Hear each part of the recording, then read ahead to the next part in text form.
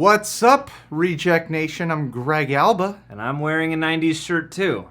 Yep. You are the Definitely. two to that sentence. I definitely am.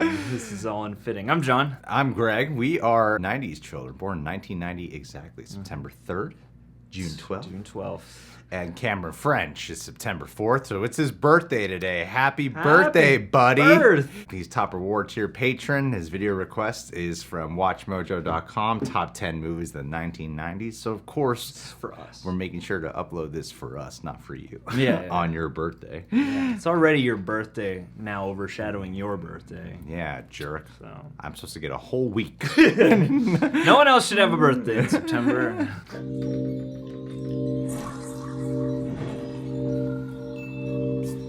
This decade saw Hollywood turn to independent studios, Disney make a comeback, and CGI advancements. Disney was downhill. Oh. Monetization issues. What do you mean? And today, in this installment of our series Independent on the greatest films. movies of all time, Oh, yeah. we're counting down Independent our films. picks for the top 10 movies of the 1990s. Nobody knows that they saw it. I've seen They did. all these movies. Nice thing. For our series of the best movies of all time, we've chosen 10 movies per decade based on their iconic status, critical acclaim, box office success. I know what's and going to be on here that I watchability. haven't seen. Yep, Yep, there it is. Just so And you know, Shawshank. we're not Yeah, I was necessarily gonna say, choosing when's that the movies coming? your film studies professor would pick. So sit back and really, relax. because and these Really? look like it. Yeah, I was get gonna busy say. living and break open the toy box. Whoa. Number 10, The Matrix. That's 10. The Matrix is a system, Neo. Oh, this better be a great list. What is real? Is life just an elaborate computer program? It's These are the subjective. questions raised No, it's not. by the 1999 sci-fi shooter that became one of the most impressive science fiction films to date. I'm watching this re-release on Wednesday. Oh, snaps. Got a story to tell you about how I didn't watch it yesterday. We follow protagonist Neo as he explores the synthetic world of the Matrix and fights the oppressive evil that goes along with it. Look at him struggling. Aside from its complicated plot, this Wachowski brothers' masterwork is also visually stunning, with slow This motion is bullet not up dodging, to date brilliantly with the choreographed fights, Wachowskis. and plenty of shootouts. Nope, not at all.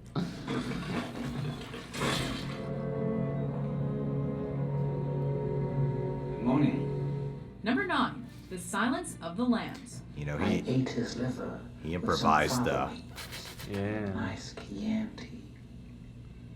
With Improv. murderer Buffalo Bill on the loose, rookie FBI agent Clarice Starling must call on expert advice from captured cannibal and expert psychologist Hannibal Lecter to catch him. If I help you, Clarice, it will be turns with us too. Quid pro quo. I tell you things, you tell me. Squid pro Aside from quo, this Mr. pursuit, Powers. it's the one-on-one conversations between Starling and Lecter that send Can't shivers hear up that your spine, phrase. proving Anthony Hopkins as the king of creepy and earning The Silence of the Lambs the Big Five Academy Awards, including the first ever Best Picture Oscar given to a horror film. I do wish we could chat longer, but I'm having an old friend for dinner. So clever. Fight Club. Number 8, Fight Club. I believe that was a real kid. Yeah. An Yeah. adaptation I think of we Chuck saw a Palahniuk's list novel, of Fight like Club those is moments. about once. materialism, insomnia, and what it was to be a Gen X male in the 90s. It's only after we've lost everything that we're free to do anything. When our unnamed narrator finds solace in the bohemian Tyler Durden, he's finally able to live without regret and start an underground recreational unnamed? activity called Fight Club. The first rule of Fight Club is, you do not talk about Fight Club. Divisive and controversial upon its release, Whew. Fight Club may not have won any Oscars, but it was one of the most talked about movies of the decade. And a flop at the time. In a very strange time in my life.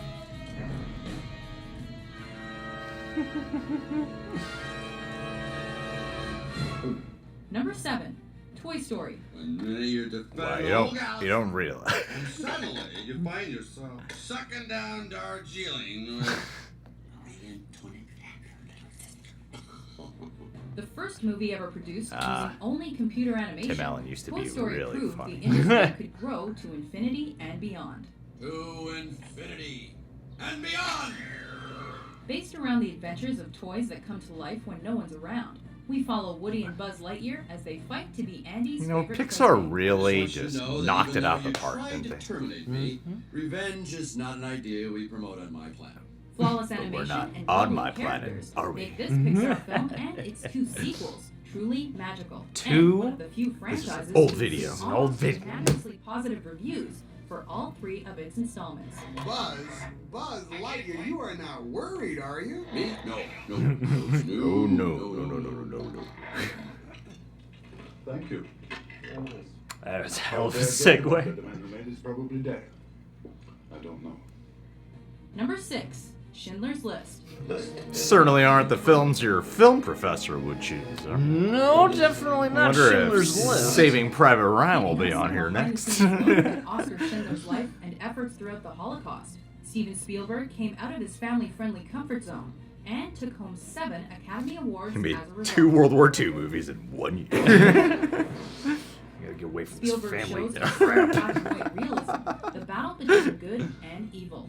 Though it was a lightning rod for controversy, the film was massively popular with both audiences and critics. I could have gotten more. Oscar, there are 1,100 people who are alive because of you. Look at them. And just think, Spielberg also released the groundbreaking Jurassic Park that same year. Oh, it's Jurassic Park that year. It's a war My movie. bad. It's a war movie. My bad. And we don't. My mom always said life was like a box of chocolates. Never heard that. Number 5, Forrest Gump. Oh, got a world of quotes coming your way. Warrior, ping pong champion, war hero. Is there anything Forrest can't do? You know, it's funny how you remember some things you can't. This movie follows the simple-minded Forrest Gump, who proves you don't have to be a genius to accomplish great things. They gave you the Congressional Medal of Honor. Yes, sir, they surely did. A symbol of what determination can achieve and how opportunity can always come a-knockin'. Robert that what it's Zemeckis' about? Forrest Gump features Tom partly what Hanks it's about, yeah. in an Academy Award-winning performance, telling a bittersweet story that nabbed a slew of other Oscars and enchanted audiences to the tune of I gotta watch this movie. $677 million. You know what? I think this weekend I'm watching Forrest Gump. It's on record now. Think I'll go home now. What a segue. Number 4, Terminator 2, Judgment Day. Get down. Just when you thought the modern cyborg from 1984's original Terminator flick couldn't get any cooler, along came T2. Hasta la vista, baby. Set about a decade after the original, Arnie's back. Only this time, it's to protect. You future see that like Resistance leader dark John blue Connor and lighting not this to kill movie John. has? It I'm not just, here to kill me. or even here with Figure the that heat. part out for myself. I don't know. Dark Fate does not So what's the deal? have that cinematography I was hoping for. While many special Well, effects you know, heavy movies ignore a lot of these stories were real in favor sets of shot good on action, film. T2 was lauded Yeah, by that's critics true, as a yeah. well-crafted action flick that went on to influence the genre in the years that followed. I need a vacation. As far back as I can remember, I always Wanted to be a gangster. Number 3, Oh. Goodfellas. Hi, Mom. What do you think? I saw this movie in 6th or 7th grade. My God. Love it. You look like a gangster. It's a Don't Martin lend it to me. Scorsese classic, wrapped in violence, gangland activity, and plenty of F-words. Sonny, you call embarrassing me in front of my friends, don't know, like calling me a fucking deadbeat, you know? Sonny, you're a real fucking mutt. You know the money we spend in this. Come on, don't be like that. What do you mean don't be like that? Based on the true story of Henry Hill, we climb up the mafia ladder with him as he Oh, goes from I sparking cars adore to that robbing scene. airports. Even without sound effects, looks like it's really. Yeah. It's $30 billion a year in cargo moving through Idlewild Airport, and believe me, we tried to steal every bit of it. While Scorsese's deliberate directorial choices do elevate Goodfellas, it's the acting in this perfectly cast film that makes it great. Ray wonder Liotta's why portrayal of Ray Will Liotta never is worked with amplified by Scorsese the great again. supporting work of Robert De Niro That's a great and question. Oscar winner Joe Pesci. You know, maybe it's me, I'm a little up, maybe. But I'm funny how? I mean, funny like I'm a clown, I amuse you. Now, a little pinch of loaf. When I come back, this is all gone, all right? There it is. Number 2, The Shawshank Redemption. Ooh, Send you here for life. don't ruin it. I've successfully not had this Based on the route. Stephen King novella, The Shawshank Redemption follows Andy Dufresne to jail after he's convicted What? of his wife's Jail? murder. Andy Dufresne. Wife-killing banker. Watching him battle the usual prison struggles and the despair that will inevitably set in, we see Andy earn the respect of the guards, the prison warden, and one inmate in particular. What are you in for? Murder. With hope on his side, Andy's fight for humanity is a truly uplifting story that was nominated for 7 Oscars. Sounds like a good movie. It does sound like one of the good movies of the 90s for sure. Before we unveil our pick for Best Movie of the 1990s, Pulp here are Fiction. 2 honorable It will be mentions. number 1. It will. Benicio. How many keys, you sucker? In English, please. Excuse me. In English. There were a lot of really good 90s movies, huh? Reservoir Dogs would be an honorable mention, and Pulp Fiction will be A number king's 1. ruler rises and falls like the sun. One day, Simba, the sun will set on Or reverse. And will But I'm going to go with my first. I feel like it would be Pulp. I am not Mr. Lebowski. You're Mr. Lebowski. I'm the dude. So that's what you call me, you know? That or his dudeness or Duder or, you know, El Duderino if you're not into the whole brevity thing.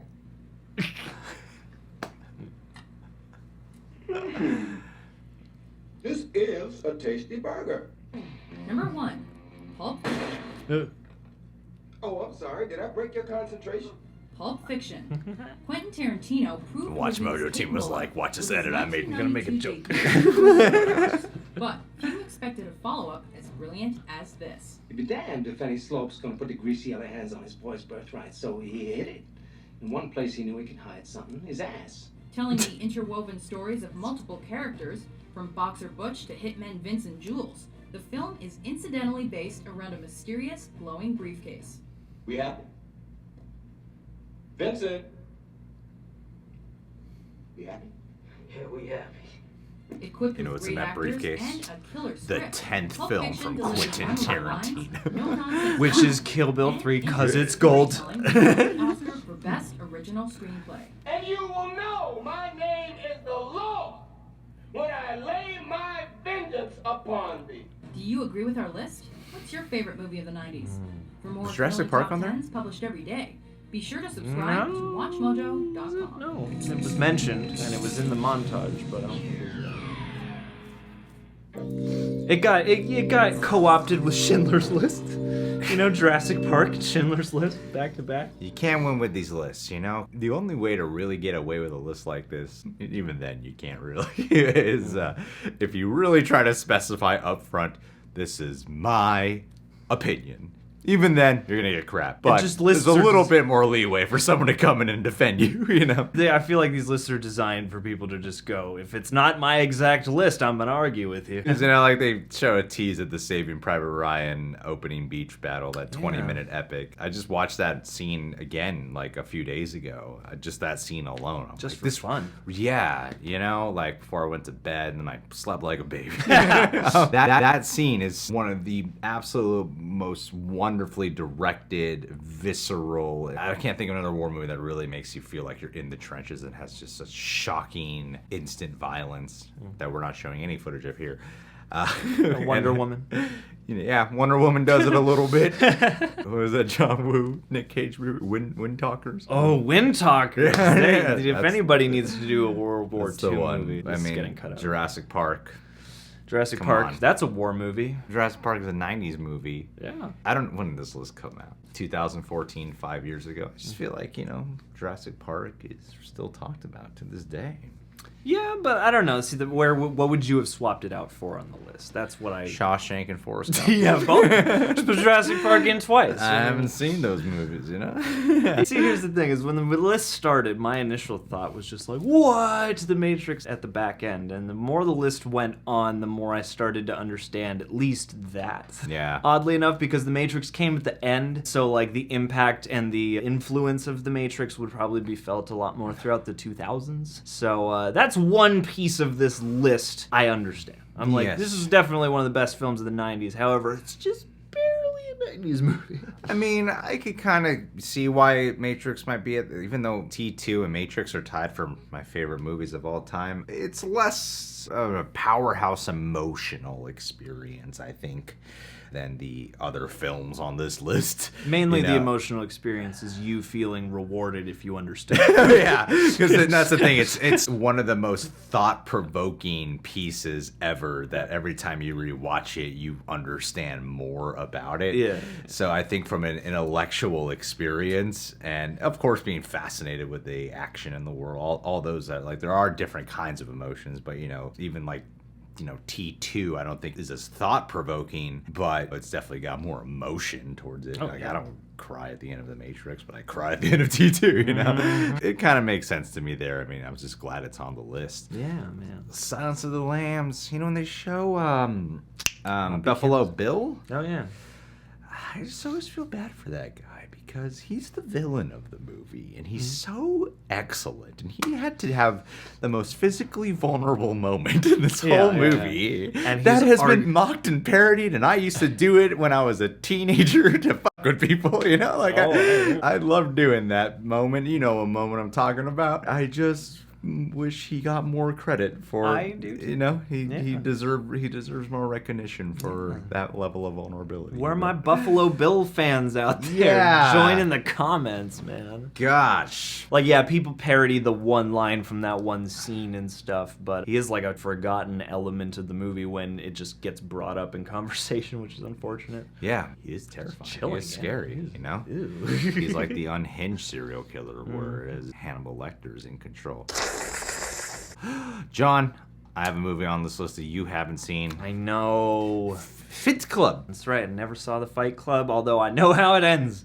Thanks to high school homeroom class. It really doesn't I matter. know, yeah. I just gotta carve the 3 hours out to watch it. It's a fast 3 hours. This is probably David Fincher's fastest paced movie I've ever seen. Okay. There's just so much going on, and it spans a good amount of time. You know, when we were in school...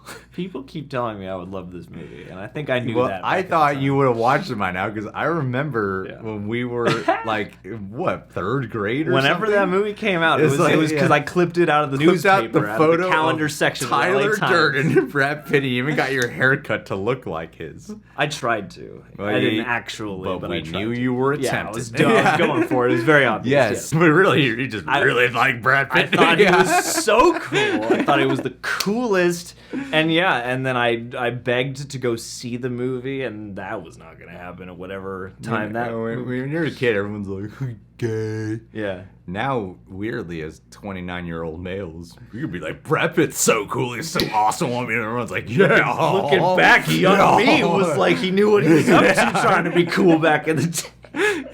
I didn't know anything about the character context that I was trying to emulate, but the look was rad. Because when you're younger, it's harder to embrace it when you're being made fun of. But if you get made fun of now, you're just like, stop making fun of him. Just likes it, or just making a joke. Yeah, that's our contribution to the Fight Club conversation right there. Definitely a relevant movie from what I understand. It is really cool. And I think Tyler Durden has got to be Brad Pitt's sexiest character. More so than the vampire? What? Oh, he's not sexy. Okay. Everyone talks about Cruz being sexy in that. All right, fair enough. Brad Pitt is sexy in general, but even girls that I meet are like, you know, I'm not a big fan of Brad Pitt. I don't really think he's that sexy. But Fight Club, it's always goes back to the Fight Club. I feel like Brad Pitt easily falls into the handsome. Like, if he's sexy, he might be like a version of George Clooney sexy, but like, yeah, Fight Club is the one where I think anybody could be like, oh my. Yeah. Toy Story. Now there's a sexy movie. They're the sexiest of them all. Sexiest Definitely kids movie. better than The Matrix, too. Which is the Toy Story is a lot like The Matrix. It is, actually. What is reality? Yeah, you know, Andy is The Matrix. It's crazy to think how long, like, Toy Story is a thing that's been there for most of my life, most of your life, and it feels so recent, and yet there are 4 movies deep. It launched a whole studio that eventually got absorbed by Disney. It's like one of the first huge things of our time to get absorbed by the Disney machine. Well, looking at this footage, it immediately brought me back to my childhood. It popped popping in the VHS in the living room and just watching this so often, so much on repeat. I think it was a little darker than I expected it to be. Everything with Sid. Yeah. I wonder, like, I saw Toy Story so many times when I was a kid, but it's honestly probably been like 10 years since I've seen the movie. I always flash back to how I felt when I was a child watching it. And so I wonder if, like, watching that dark stuff now would be funny as opposed to, this is kind of scary. Yeah. Like, any humor there flew right over my head. And when you're little enough to, I think the context kind of, you forget about it. And so when the toys are coming to life and they all look messed up and they're encroaching on Sid, in that moment you're just in his shoes. And so you're like, oh God, no. You know when Woody is trying to get the toys across at Andy's to rescue him and Buzz, but he's like using Buzz's broken off arm? Yeah. Like, to me, when I was a kid, I feel like looking back, there's funny stuff about it. I just felt the peril. And just like, this poor amputee is having his arm. And then he gets caught with the arm. Like, I just always felt so bad, and like, this is just making the situation worse. But I never found the funny. I actually didn't associate Toy Story as like a really funny movie, but I really did love it. Well, hey, you were an empathetic child, even for toys. One of my dream sketches, you know how when we do our sketches, we usually spoof a scene from a movie. One of my dream sketches is to have Sean and I, one of us dressed up as Woody and other one dressed up as Buzz, but shoot it like a really handheld, dark, dramatic scene at a gas station. The back seat. And do the whole scene. I'm lost, Andy's got a shortfall. Really gritty, like a... Revenge isn't a concept we value on my planet. But take it as serious as possible. Yeah. Don't play dramatic, but really try to treat it like it's really dramatic. Just really take it seriously. I think that would be great. We'll start a whole new series of sketches that way. And then we can mash up Toy Story and Schindler's List like this list almost did. I feel like this is Watch Mojo's most amusingly segued list. Yes. Because a lot of unexpected segues in this list. From Toy Story to Schindler. Mm-hmm. That's where Liam Neeson beats up a bunch of Nazis, right? Yeah, with bottles taped to his hands out in the snow. Yeah, you know, it's his least violent movie, arguably, but his most impactful. I saw it when I was a kid. I saw it in school. We watched it in like a comparative religions class or something like that. I love the Schindler character, man. That moment where he's just thinking about, he saves lives, and then he's just thinking about how much more he could have saved. How many more he could have saved, yeah. I've only seen this movie one time since I was a kid.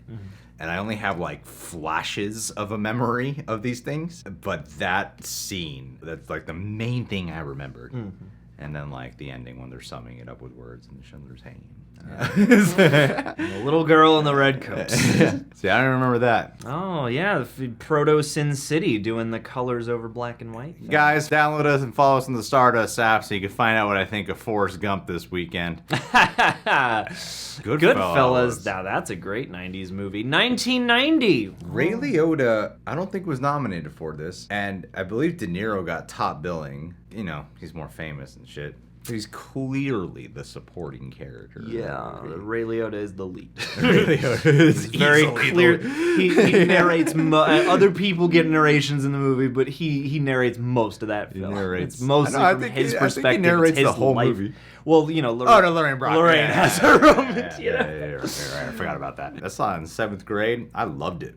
Oh, God. Oh, buddy. It's weird. This is the kind of thing that, like, when Tarantino tells 12-year-olds to watch Kill Bill, this is how I feel with Goodfellas. Like, sure, when you're like 12, 13, go watch Goodfellas, man. Dude, you walked that walk. You lent me Goodfellas and Casino, and funny enough, back in the day, I liked Casino better. I've seen Goodfellas many more times since, though, and I really love that movie. I've always been curious about Ray Liotta. I thought he might have been cast in The Irishman at one point, since it just seemed like Scorsese was doing his greatest hits with that casting. And, you know, some newcomers as well, like Ray Romano. Can't think of anyone else. All the Rays. But why wasn't Ray Liotta in it, man? Like, Ray Liotta is so good. That scene when he finds out his girlfriend has been freaking hit by mother effing neighbor, and that whole shot, or looks in the rearview mirror, then crosses the street, and the camera just following, pans over, hits him with the gun. Those guys are scared. Like, what guy doesn't grow up going, I want to be that good of a boyfriend. I want to be that cool.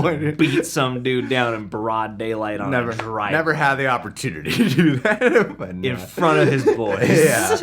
And, Shawshank.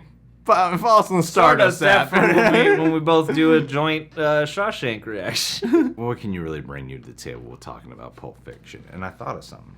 You know how nowadays, a lot of times these artistic directors have to work within limitations, and then when they get a follow-up film, it's like way more unhinged. Yeah. And you're like, maybe they should have reeled him in a little bit. And that sometimes happens. Yes. He, like, surpassed whatever he did with Reservoir Dogs with Pulp Fiction. Like, Reservoir Dogs already this gigantic thing. Like, how many directors can you say truly have done that? As time has gone on, Unbreakable for M. Night Shyamalan, some people, including myself, consider that to be his best movie ever. But at the time, it wasn't to a lot of people's eyes. Us, I think, is an amazing film, but you know, a lot of people walk out, can't help but compare to Get Out and what they like more about Get Out.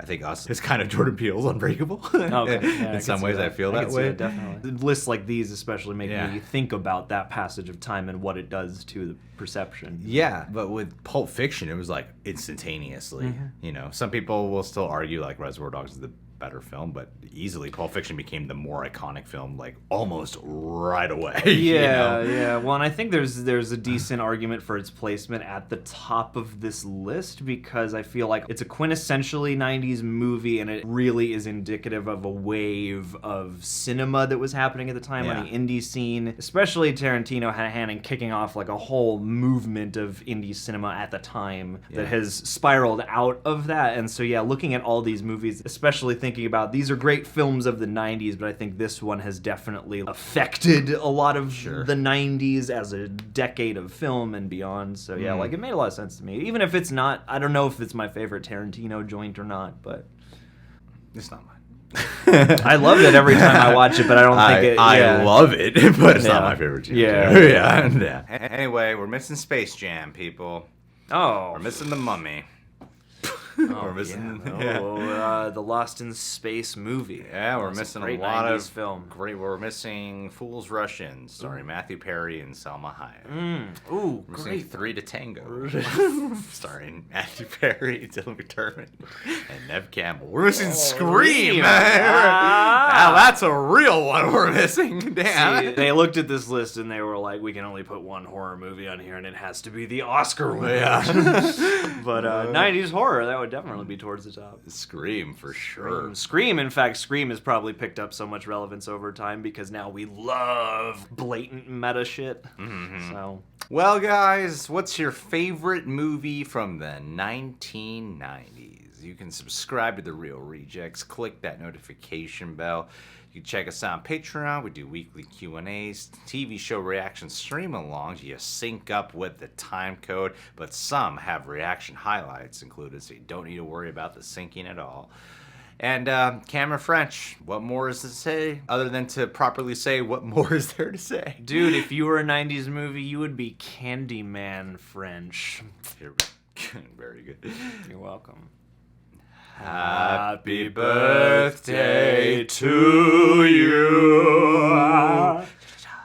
Happy birthday to you.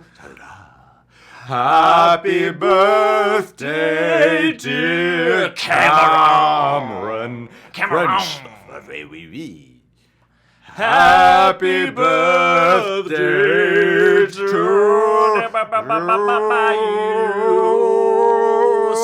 Can you take me higher